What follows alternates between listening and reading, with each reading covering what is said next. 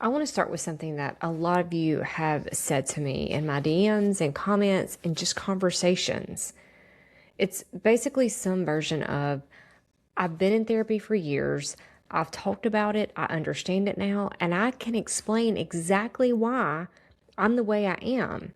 So why do I still feel this way? If that's you, I need you to hear this first before anything else we talk about. There is nothing wrong with you.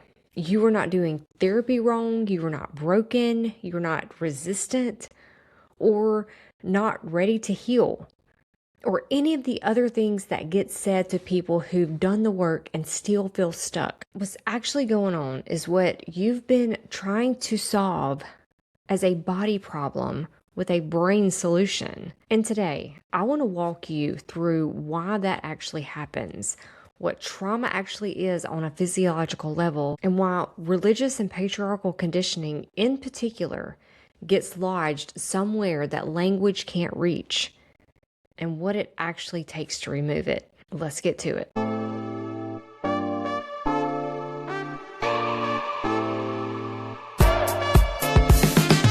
I want to tell you where this episode came from.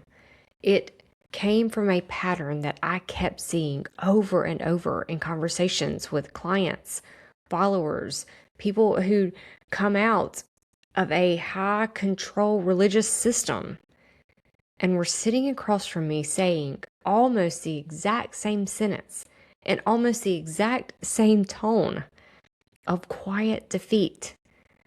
I don't understand what's wrong with me. I've done the work. And every time my answer has been some version of what I'm about to talk about today. So let's get into the actual mechanics of it. Let me be really clear about something up front, because I don't want this episode to be twisted into therapy doesn't work. Therapy is good. It's needed. It's one of the most valuable tools that we have. If you're in therapy right now, keep going. This isn't an argument against it. What talk therapy is extraordinary at is helping you build a narrative. It helps you understand the sequence of events that shaped you. It helps you name patterns. Oh, I do this because of that. It helps you develop insight, self-compassion, language for your experience. It gives you a story that makes sense of your life. And that matters enormously. Because before therapy, a lot of us are just walking around in a fog of something is wrong with me with no idea why. But here's the piece that gets left out of that conversation constantly. Insight is not the same thing as resolution. Understanding why you flinch is not the same as your nervous system no longer flinching. You can know intellectually, completely, with total clarity that your father's rage had nothing to do with your worth as a child. And your body can still seize up in fear the second that a male raises his voice near you. You can know that the pastor who told you that you were inherently sinful, inherently in need of saving, inherently not enough on your own was wrong. Dead wrong, and using fear as a control mechanism. And your chest can still tighten with the shame every single time that you do something for yourself instead of for someone else. That gap between what you know and what you feel, that's not a failure of understanding. That is the entire point of today's episode, because that gap tells us something really important about where trauma actually lives. And I want to name something else while we're here, because I think it matters. A lot of people I talk to have internalized the idea that if therapy isn't working, the problem must be them. They're not opening up enough or trying hard enough, secretly attached to staying stuck. I want to push back on that really hard. Therapy not fully resolving trauma on its own isn't a personal failure, and it isn't a flaw in therapy either. It's a mismatch of tools to the actual job. You wouldn't hand someone a dictionary and ask them to fix a broken bone. The dictionary isn't useless. Language matters. Understanding matters. It's just not the tool for the particular job. Same principle here. Trauma is not a story. Trauma is not a memory in the way that we usually think about memory. A file that you can just pull up, edit, file back away once you understand it better. Trauma is a physiological state. It is what happens in your nervous system, your muscles, your gut, your breath, your posture, when your body encountered something overwhelming and didn't get to complete its natural response to it. Think about it in this way. In the animal kingdom, when a gazelle is chased by a lion and it gets away, you'll often see it shake, tremble, literally convulse for a few minutes afterwards. That's not the gazelle falling apart. That's the gazelle's nervous system completing the cycle. It mobilized a massive amount of energy to survive. It didn't get to use all of that energy running, so it discharges it through shaking. And then it goes back to grazing like nothing happened. Its body doesn't hold on to it. Humans are different, and not in a good way. We have a prefrontal cortex that's incredibly good at overriding our body's natural responses. We learn early, especially those who were raised in high control religious environments or patriarchal family systems, that our instinctive responses are not okay. Don't cry. Don't yell. Don't run. Don't make a scene. Sit still in that pew. Be a good girl or boy. Submit. Be quiet. Don't question. So we override the discharge, and that enormous mobilized energy, all that fight, flight, or freeze charge, it doesn't get to complete its cycle. It doesn't just evaporate because the danger passes. It gets stored in the tissue and the nervous system, in the patterns of tension that become so chronic that it starts to feel like just who you are. This is why somatic therapists and trauma researchers talk about trauma being stored below language. The parts of your brain most involved in trauma responses, your amygdala, your brainstem, the more primitive survival structures, they don't actually speak in words. They speak in sensation and impulse and shutdown and hypervigilance. Talk therapy operates primarily through your prefrontal cortex, the part of you that reasons, narrates, and analyzes. That's a top-down approach, and it's valuable, but it is trying to reach a part of you that doesn't process information that way. You cannot think your way out of a state that was never created by thinking in the first place. That's why you have a breakthrough insight in Tuesday's session. Genuinely feel like something clicked. And by Thursday, your shoulders are up around your ears again and your jaw is locked and you're bracing for an attack that isn't coming. The insight was real. It just didn't reach the part of you that's still running the old program. I want to bring in a concept here that a lot of you have probably heard me talk about before, because it's genuinely one of the most useful frameworks that I know for understanding this. The window of tolerance. Think of it as the zone where you can actually think clearly, feel your feelings without being overwhelmed by them, connect with people, make decisions, be present. When something pushes you outside that window, you go into two different directions. You go up into hyperarousal. That's the fight or flight state. Your heart races, your thoughts start spinning, that jittery, panicked, get me out of here energy. Or you go down the hypoarousal, shut down, numbness, disassociation, the heavy, foggy, I'm not really here feeling, where you go through the motions of your day, but you're not actually present for any of it. That's important. A nervous system shaped by chronic religious or patriarchal conditioning doesn't have a wide window of tolerance to begin with. It's often been narrowed, sometimes since early childhood. by years of living in an environment where the wrong feeling, the wrong reaction, or the wrong question could bring real social or even physical consequences. So the window gets small. And when it's small, ordinary life, a disagreement, a raised voice, someone's disapproval, even just making a decision that centers your own needs can be enough to knock you outside of it. You're not overreacting. Your window is just very narrow because of what it had to adapt to survive. Talk therapy can absolutely help you understand your window, recognize when you're outside of it, name what knocked you out of it. That's valuable. But widening the window itself, actually building a bigger, more resilient zone of tolerance, that happens through repeated bodily experience of coming back to safety, not through understanding the concept, through our nervous system actually practicing the return over and over until it becomes a groove and you get in a flow state instead of just a struggle. I want to spend some time here because this is where a lot of you live. This is where I lived for a long time. And it's an area that gets misunderstood constantly, both by people still inside high-controlled religious systems who don't think what happened to them counts as trauma at all, and sometimes by secular trauma spaces, which don't always understand the specific mechanics of how religious conditioning gets wired into the body.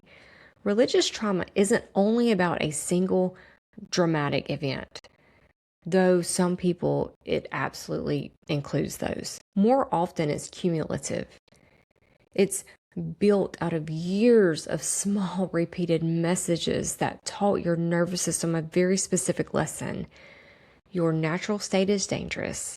Your body was taught over and over in sermons and Sunday school and youth group, family devotion, that your desires were suspect, that your questions were rebellious, and that your anger, especially if you were raised a girl, was unfeminine, it was ungodly, and that your sexuality was something to be managed and feared, that your own worth was conditional on obedience, and that the eternal stakes of getting any of this wrong were quite literally infinite, forever.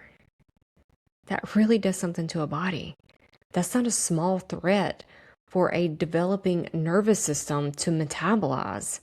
A body cannot hold the concept of eternal punishment for being yourself and come out the other side feeling safe in your own skin. So what happens is your nervous system adapts to survival instead of system. If you were the kid who learned to shrink, if you learned to comply, to read the room and preempt anyone's disapproval before it happened, that hypervigilance isn't a personality trait. It is a trained survival response, and it is stored in your body as chronic tension, as a startle response to conflict, as that stomach drop feeling when someone's even slightly displeased with you.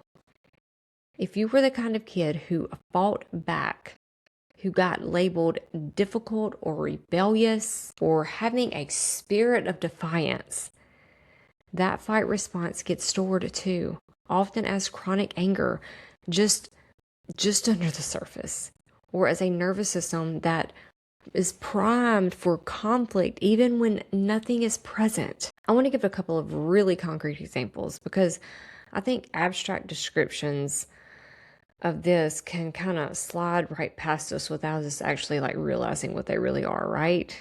Think about altar calls. The pressure of a room, music swelling, everyone's eyes closed, except the ones watching to see who moves. The sense that everyone around you is watching for your response. The fear of being the one who doesn't go up, one who doesn't feel it, doesn't perform the correct emotional response at the correct moment. That's not just a spiritual experience. That is a whole nervous system event.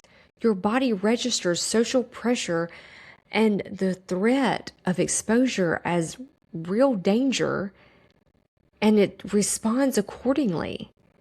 Your heart rate, you sweat, that surge of adrenaline. Do that enough times in enough different forms across enough years of childhood or adolescence, and your body doesn't file it away as that one time. It files it away as this is what happens in rooms like this. And it starts bracing preemptively anytime it senses a similar shape, a group dynamic, a call to perform, an audience. Or think about confession. Whether that is formal confession or just the informal, constant self-monitoring that a lot of high-controlled religious environments train into you. That habit of scanning your own thoughts for sin, catching yourself, correcting yourself, feeling guilty for the correction not happening fast enough. That's a form of chronic internal surveillance. And bodies that live under chronic surveillance, even self-imposed, develop chronic tension. Your jaw tightens, the shallow breathing, the inability to fully relax, even when you're objectively safe. Because some part of you is always monitoring for the next infraction. And here's the thing about deconstruction. And I say this as someone who has lived it. Deconstructing the theology is necessary. Understanding that a lot of what you were taught was mistranslation. Later, edited additions, Paul's theology layered over Jesus's actual teachings. So much of what we were taught are just Paul's theology. It has nothing to do with Jesus. It actually contradicts Jesus. And fear used deliberately as a control mechanism. That intellectual work matters, but you can fully deconstruct the belief system in your mind and still flinch at certain tones of voices that you hear. You can know that there's no God tallying your sins and still feel a wave of shame roll through your body when you do something just for yourself. That's not you failing to deconstruct hard enough.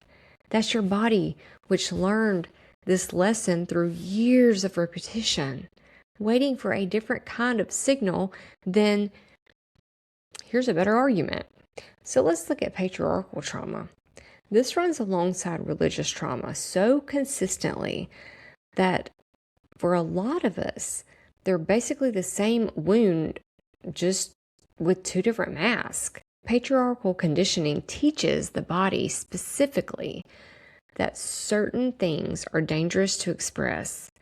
Taking up space, saying no, having needs, being visibly angry, prioritizing yourself, being too much, being seen as anything other than accommodating. And again, this is not primarily an intellectual lesson. It's a body lesson taught through small moments accumulated over years. The look you got when you spoke too loudly, the subtle withdrawal of approval when you didn't defer. What about the praise that showed up specifically when you made yourself smaller, more agreeable, and convenient? I think about this in terms of what I'd call the good girl nervous system. And I use that phrase carefully because it's not really about being female. It's about a role. A lot of people, especially women, get assigned early and never get to actually put it down. The good girl nervous system is very tuned into other people. It can read a shift in someone's mood from across the room. It knows before words are even exchanged when someone is displeased. That's not a personality quirk. That's a trained survival skill built up over years for safety and belonging, being contingent on managing other people's emotional states before they became a problem for you. And that skill doesn't turn off just because You've since decided intellectually that you don't have to do that anymore. The scanning continues automatically underneath your conscious choices before it was ever a choice to begin with. It was survival. And for a lot of women, this shows up somatically as a kind of chronic bracing. You hold your breath, a tight throat that makes it hard to actually say what you mean, even when you've decided that you're going to. A habit of scanning other people's faces for signs of displeasure before you even finish your sentence. You can know cognitively that you have every right to say no, and your body can still make saying no feel like a physical danger because somewhere in your nervous system it learned that it was. This is also why so many people describe feeling disconnected from their own anger or their own desire or their own gut instincts. Those are not gone. They didn't get just deleted. They got suppressed chronically over years until the suppression itself became automatic. You can't just decide to feel your anger again in the way that you decide to change your opinion on something. The pathway back to it runs through the body, not around it. So, if insight alone doesn't move stored trauma, then what does? The nervous system responds to what it perceives as safety and danger in real time through sensation, not through argument. This is why you'll hear trauma researchers and a lot of somatic and body-based therapeutic approaches talk about bottom-up processing instead of top-down. Instead of starting with the story and trying to reason your way into a different feeling, you start with the body itself and you help it complete what it was never allowed to complete, or teach it slowly and repetitively that it's actually safe now. Practically, this can look like a lot of different things. And I want to name several because different approaches resonate with different people and different types of stored trauma. So somatic experiencing works with tracking bodily sensations in a small, manageable amount. So noticing where tension lives, following an impulse the body wants to complete, like the urge to push something away or run, in a slow, titrated way that lets the nervous system finally discharge that old, mobilized energy instead of staying frozen around it. Breath work. So this works because your breath is one of the only autonomic functions that you can consciously influence, which means it's a direct line into regulating your nervous system state.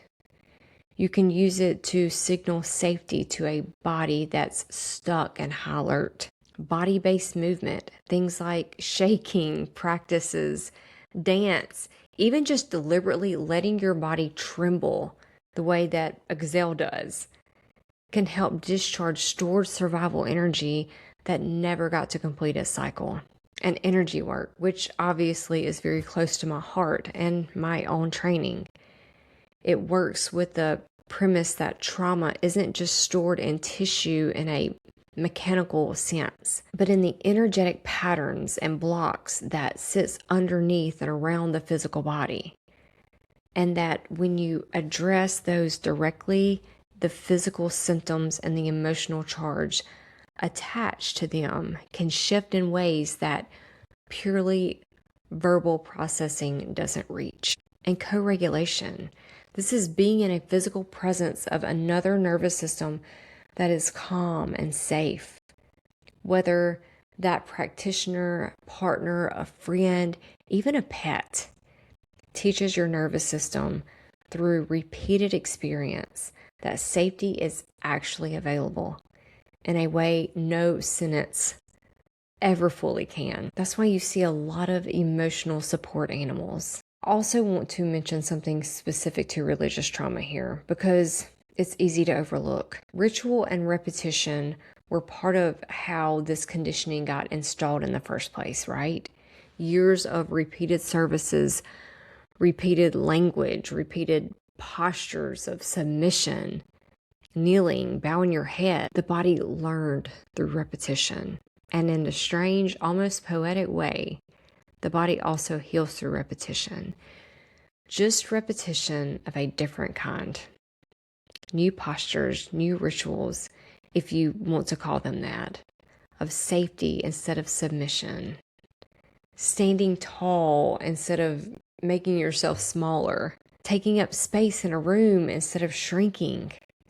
Breathing deeply instead of holding your breath, waiting to be evaluated. You're not just managing symptoms with these practices. You're slowly building a new set of grooves to replace the old ones. Using the same mechanisms, none of these replace therapy. I want to say that again because I know how these conversations get flattened online. Therapy's bad, alternative modality's good. That's not what I'm saying, and it's not true. What I'm saying is that talk therapy plus somatic, body-based work together is a completely different proposition than talk therapy alone. Because you're finally addressing both halves of the actual problem. The story that your mind is carrying and the state that your body is stuck in. And let's address something here, because I know that it is true for a good number of listening right now. You try to tune into your body and you feel nothing, static. Maybe even irritation or anxiety at the very suggestion of paying attention to your body at all. If that's you, I want to be really clear. That is not a failure of this approach, and it doesn't mean that somatic work isn't for you. That numbness and that disconnect is itself extremely common, and it can be a trauma response. I actually messaged a friend this week. I've been off my meditation practice, which helps me a lot personally. And I asked why. I know how much it helps me. Why do I subconsciously fight against it so much at times? And so I had another friend actually send me a message today and said, hey, let's be each other's meditation accountability partner. And so that's what we're starting, because we know how much meditation helps us, right? We know it and we practice it, but somehow our subconscious or our bodies fight against it. When your body has spent years being told, implicitly or explicitly, that its sensations aren't safe to feel, that your fear was an inconvenience because it makes other people feel uncomfortable. Your anger, of course, is sinful, and your desires are always dangerous. That your exhaustion is just simply a lack of faith. One of the most efficient adaptations available is to simply stop listening to the body altogether, right? Disassociation, numbing, living in your head. These aren't malfunctions. They're incredibly effective short-term survival strategies. If you can't safely feel what your body is telling you, disconnecting from it entirely can feel like the safer option. Obviously, a lot of people raised in high-controlled religious systems or in homes where parents' moods dictated the emotional weather for everyone become extremely skilled at this kind of disconnection very, very young, because it worked and it got them through it. They survived. The problem is that the same numbing that protected you also cut you off from the very sensations that would eventually guide you back to safety. So if this is you, please don't try to force a dramatic reconnection with your body all at once. That's actually one of the more common ways that people get discouraged and quit this work early. They expect a big emotional breakthrough. They get static instead and conclude the approach doesn't work for them. And two, our nervous system knows what speed it can work through. This didn't happen overnight, so we can't change it overnight. Start absurdly small. Notice the temperature of the air on your skin. Notice the weight of your feet on the floor.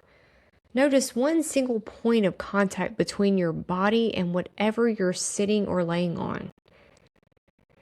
You're not trying to access some big buried feeling on day one. You're just trying to teach your nervous system in tiny, low state increments that its tolerance to notice something in the body at all. The capacity to feel more actually comes later, gradually, as the ground underneath that capacity gets rebuilt. And before I get into the practical piece, I want to say this because I see people get hurt by rushing it.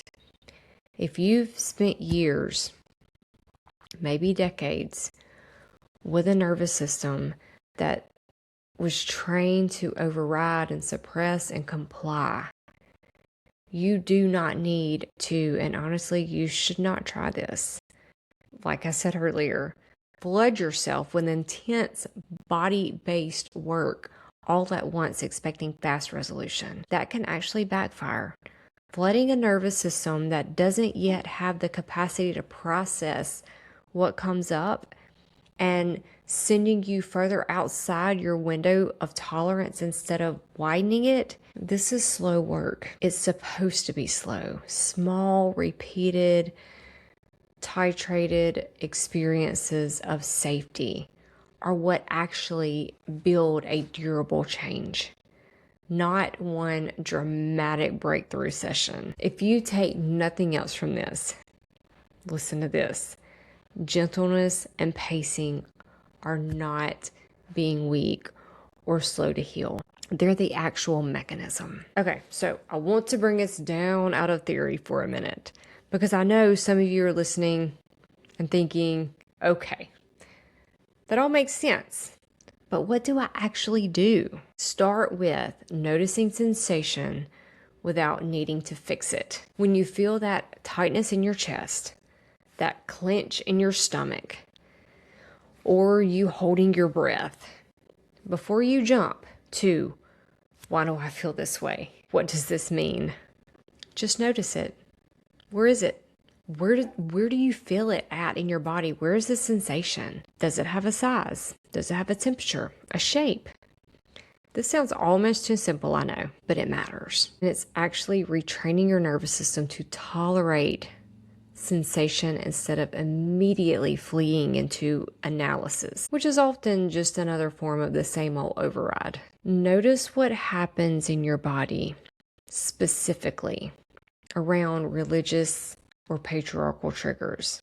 When someone uses a certain tone of authority with you, when you say no and you feel that flicker of guilt. I know I have been there so many times. When you do something purely for your own pleasure and you feel that wave of shame come over you and you can't fully explain it, don't just note it intellectually. Actually feel where it lands in your body. That's the information that talk alone doesn't give you access to. Let your body move when it wants to. If you feel shaky, agitated, or restless, that's often stored energy trying to finally discharge. Give it room, like safely, instead of clamping back down on it so it can't get out. Practice small, low stakes acts of taking up space. Watch what your body does. Say the slightly inconvenient thing. Take the seat in the room. Actually speak your preference, not because the insight alone will fix it, but because you're giving your nervous system a new repeated embodied evidence that it's actually safe to do these things now, which is the only kind of evidence the nervous system actually trusts. Build a felt sense of what safety actually feels like in your body on purpose when you're not in crisis.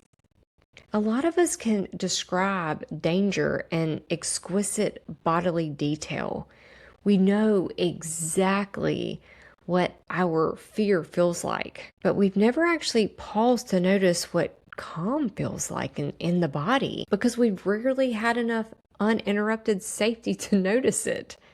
Next time you're genuinely relaxed, actually pause and just kind of note it. Where's your breath? What's your jaw doing? Is it relaxed? It's no longer clenched? What does your stomach feel like? That's data your nervous system needs as a reference point. And most of us have never consciously given it one. Pay attention to your exhale.